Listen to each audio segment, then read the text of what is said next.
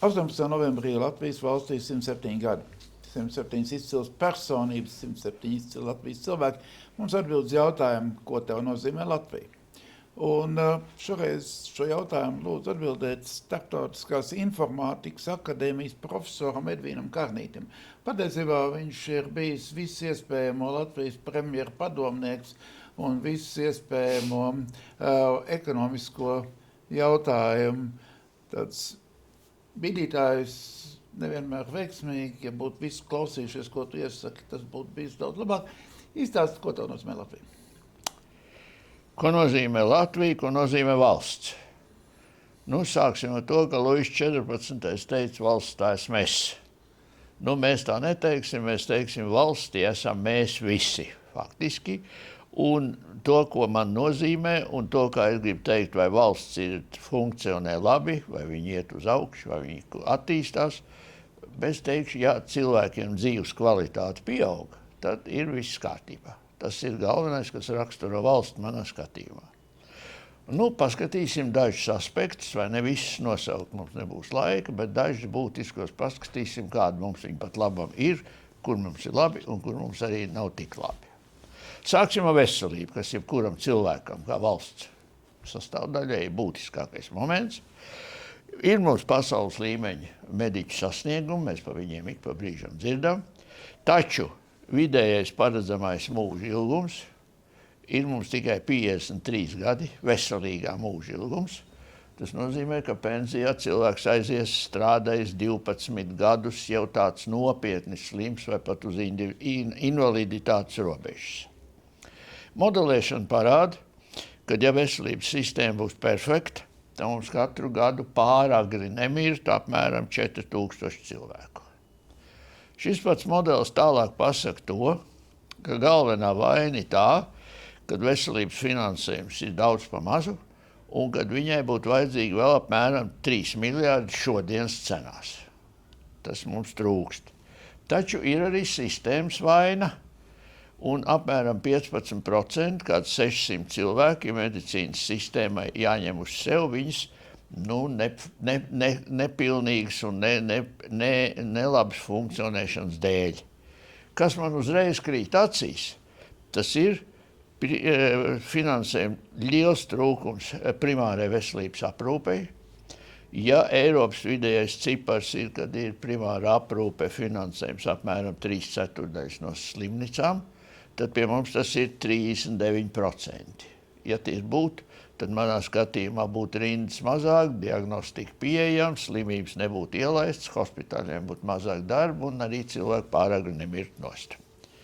Ir, protams, arī mūsu pašu ieguldījums, vai ne, un kā to rāda citi parametri, tad mūsu nesaprotam nihilistiska attieksme pret savu veselību un pat dzīvību arī noved pie vairāku tūkstošu pāragru nāvu gadījumā. Jāatzīst godīgi, ka sabiedrība arī nav bez grēka. Izglītība. Atkal es varu priecāties par tiem mūsu skolniekiem un studentiem, kas ieņem labas vietas pasaules olimpiādēs. Mēs esam mācīšanās laiku sekmīgi uzaudzējuši. No 11. gadā mums bija 11,5 gadi vidēji latvietim, šobrīd tas ir 13,5 gadi. Mums 1/3 aktīvā vecumā esošo cilvēku ir augstākā izglītība, kas, protams, ir labs rādītājs. Taču jautājums ir, vai ne, ko mēs esam ieguvuši, ko mēs mācāmies un kādas prasmes mums ir. Un tad jāsaka, ka kopējās, aptauju un pārbaužu rezultāti rāda, ka mums tie 2 papildus mācīšanās gadi pie prasmēm nekā nav devuši klāt, un prasmu līmenis kopumā ir tāds pats, kā bija 11 gadus mācoties, un nevis 13. Otra lieta ir mūsu lielāks konservatīvisms un lielā inerce tajā, ko mēs mācām, kādas profesijas mēs gatavojam. Mēs ļoti neskatāmies uz to, kādas ir prognozes par nākotnes darba tirgu, pat īsā un vidējā termiņā. Tas mainās strauji un mainīsies vēl straujāk. Mākslīgais intelekts to panāks ļoti ātri. Šeit būtu vajadzīga lielāka fleksibilitāte. Materiālā labklājība, protams, katru no mums interesē ļoti. Pamatā tam neglābjam ir darbs. Nodarbinātība iedzīvotāji 20 līdz 64 gadu vidū mums ir 77%, kas liekas nemaz netik slikti, bet ir arī citur vairāk. Katrā ziņā, jo ir labāka izglītība, jo ir lielākas iespējas un labāks darbs, darba samaksa pēdējos 20 gados ir augusi 5,5 reizes vidējais cipars. No tā puse mums aiziet uz inflācijas sekšanu, bet otra puse ir mūsu ieguvums, kur mēs tātad varam kaut ko vairāk un kvalitatīvi iepirkt. Joprojām Latgalē vidējā darba samaksa ir apmēram 40% zemāk nekā tā ir Rīgā, tas jāatzīst.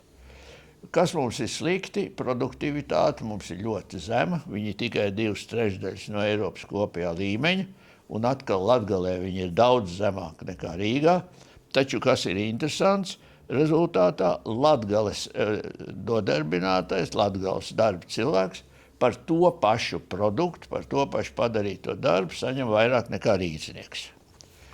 Kas būtu jādara šai ziņā? Tā noteikti ir inovācija. Inovācija, kur mēs klibojam ar abām kājām, gan produktu inovācijā, gan biznesa procesa inovācijā, tas mums ir nepadarīts darbs.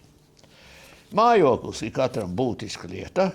Var atzīmēt, kā ļoti pozitīvu to, kad mums lielāko, vidējo, es teiktu, un lielo mājokļu daudzums, kur ir kvadratūra virs 30 kvadrātmetri, šis skaits ir pieaudzis pa 25% pēdējo 10 gadu laikā. Tikpat ir samazinājies mazo dzīvokļu skaits.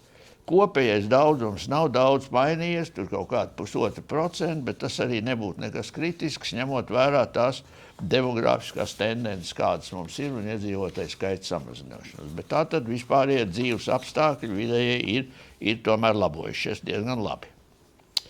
Drošības jautājums ir pēdējā laika aktuālā lieta. Par ārējo drošību un militāriem draudiem ciparu saprotam iemeslu dēļ ir diezgan maz. Vienīgais, kas ir redzams, ka Krievija joprojām tur uzturēt savu konvenciālā bruņojuma kapacitāti tādā pašā līmenī, kāda viņa bija Ukrainas iebrukuma sākumā. Ne tikai interesanti tas, ka tikai 10–20%, kā no kuram bruņojumam tiek ražots no jauna, pārējais viss ir noliktavu krājumi. Jautājums, kas notiks pēc tam, vai ne, tad jau redzēsim. Drošības draudu vērtējums tāds integrēts, kurā ir iekšā ne tikai militārie draudi, bet arī dažādi bandīti, teroristi un dievs, kas vēl saintegrēts. Mums ir samazinājies, mēs esam pat labam drošāko pasaules valstu reitingu pirmajā kvartilē, vai ne? Un tāpat tādā ziņā mums analītiķi pasaulē joprojām nekāds tāds liels draudz šobrīd nesaredz. Protams, jātur acis vaļā, zinot visu, kas te nu patās notiek. Iekšējā statistika rāda, ka noziedzīgo nodarījumu skaits kopumā kopš 10. gada ir samazinājies pa 1/3 valstī, bet slikti ir tas, ka pēdējos 5 gados pēc Covid viņš ir atkal pieaudzis pa 10%. Tā kā šeit sākās kaut kāds atsitiens. Pa ceļu satiksmes negadījumiem mēs dzirdam katru dienu, kas viss ir noticis daudz. Trafiks ir pieaudzis pēdējos 20 gados apmēram 2-kārtīgi, taču satiksmes drošība ir kolosāli uzlabojusies, un risks iesaistītam ceļu satiksmes negadījumā šobrīd ir tikai 40% no tā, kas bija 2000. gadā, neskatoties uz trafiku pieaugumu, bet risks iet bojā satiksmes negadījumā šobrīd ir vairs tikai 12%, vai ne, palūkoties uz visām tām tehnikām, kas mums ir pieejama. Sociālā drošība, to vislabāk var vērtēt pēc tā, ko publiskais finansējums valdība izdod dažādiem pabalstiem un pensijām. Tur mums stabili pēdējo 15 gados ir apmēram 30% no valdības kopējiem izdevumiem, kas ir no vienas puses pa 1/3 mazāk nekā tas ir Eiropas vidējais cipars, un tāpēc saprotams ir to mazo pensiju saņēmēju satraukums.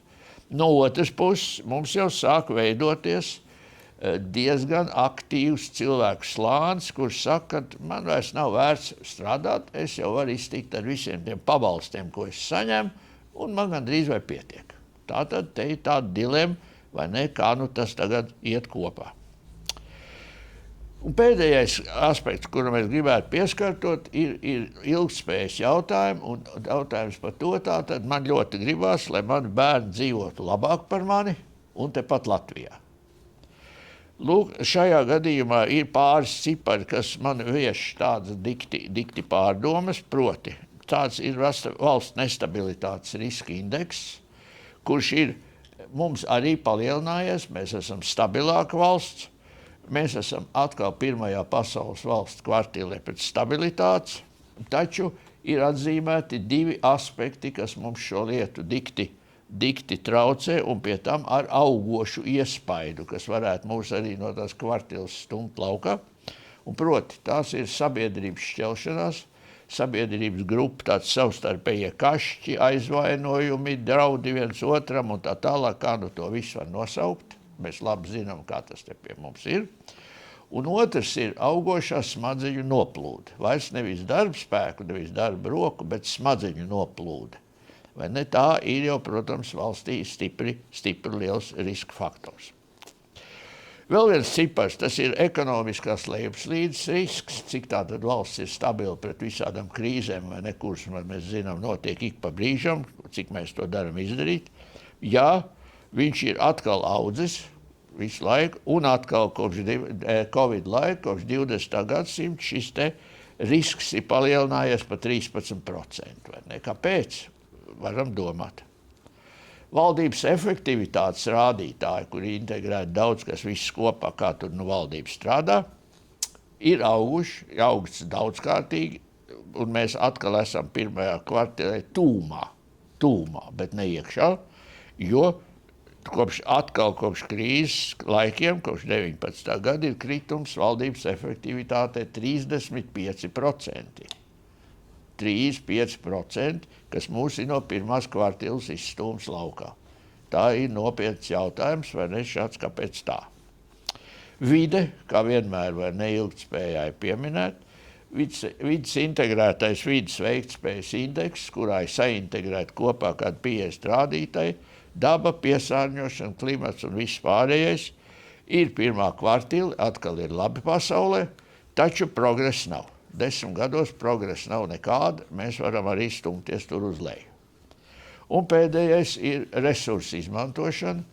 Mēs esam izšķērdīgi joprojām ar resursu izmantošanu. Ir labāk palicis, ir tādi kaut kādi procenti, 20 uz labo pusi, taču mēs labi zinām, Eiropā mēs esam, šis rādītais ir Eiropas mēroga, Eiropā mēs esam 3. desmitā, tātad tur pašās beigās, un mēs labi zinām, kādas apaļkoka kraus iet ārā, vai ne, un tam līdzīgi resursi, vai ne, kur mēs gan varētu kaut kā labāk izmantot. Viņu īpatsvars mums nesamazinās. Tikpat izšķērdīgi mēs esam ar enerģiju, mums ir daudz neproduktīvas vietas, kur mēs viņu izmantojam. Topikā mēs varētu minēt autotransportu, kurš mums ir zināmu iemeslu dēļ netaupīgs. Un otra lieta ir interesanta, tā ir izrādās granulu ražošanas nozari ļoti rīga enerģijas ziņā. Jautājums ir, vai viņi sev vispār attaisno. Tātad, ja mēs savelkam tagad šito kopā, tad pēc manām domām, tas, ka mēs esam Eiropas valstu pēdējos rangos pieraduši būt, nu, ir skaidrs, mēs esam pasaules attīstītāko valstu klubiņā, vai ne, un tur tā iešana uz augšu un nav nemaz tik vienkārši. Tā tas ir. Kopš 11. gada ANO taisītajā tautas attīstības indeksa vērtējumā kompleksajā mēs esam iekļauti pasaules ļoti attīstīto valstu grupā. Ļoti augsti attīstīto valstu grupa, kas ir vai ne nemaz jau nav tik slikti. Un šajā integrētajā reitingā arī mēs esam pasaules valstu pirmajā kvartīlē, kas arī kopumā nav slikti vai ne tajā ziņā.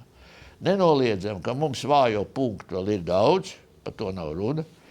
Sliktākie tie vājie punkti manā skatījumā ir tie, kas tagad skatās uz ilgtermiņu, uz gadiem uz priekšu, uz valsts ilgtspēju, un visi tie, ko mēs minējām, kuri pasliktinājušies, tie ir ilgtermiņa rādītāji. Tā nav laba zīme. Tas neiespaido šodien, bet tas var iespaidot drīz vien. Un beidzot, es gribu teikt tā, ka mēs tomēr kopumā dzīvojam jau nu šobrīd labākā nekad gandrīz varētu teikt, un līdz ar to valsts ir jāuzskata par funkcionējuši labu, lai nu Dievs dod, ka tā noturētos arī turpmāk. Super, paldies tev!